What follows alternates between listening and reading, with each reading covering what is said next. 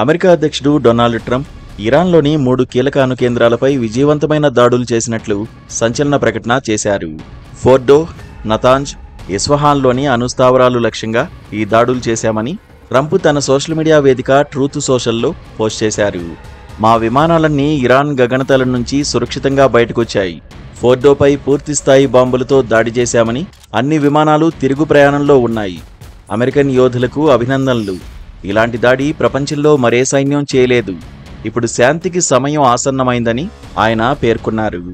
ఇరాన్లో జరిగిన ఈ అత్యంత విజయవంతమైన సైనిక చర్య గురించి జాతినుద్దేశించి రాత్రి 10 గంటలకు వైట్ హౌస్ నుంచి ప్రసంగించనున్నట్లు కూడా ట్రంప్ ప్రకటించారు.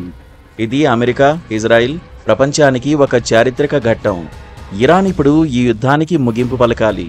ధన్యవాదాలని ఆయన మరో పోస్ట్లో తెలిపారు. ఈ దాడుల్లో B-2 స్టెల్త్ బాంబర్లు, 30,000 పౌండ్ల బంకర్ బస్టర్ బాంబులను ఉపయోగించినట్లు తెలుస్తోంది. ఫోర్డో, ఇరాన్లోని అత్యంత బలమైన భూగర్భ అణు సౌకర్యం ఈ దాడుల్లో ప్రధాన లక్ష్యంగా ఉంది.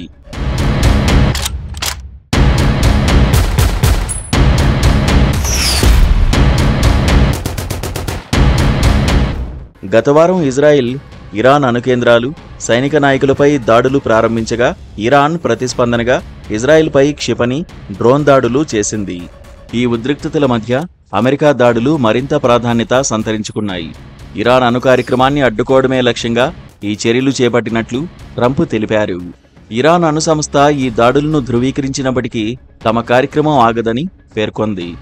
ఈ దాడులు ఇరాన్తో దౌత్యపరమైన చర్చలు విఫలమైన నేపథ్యంలో జరిగాయి.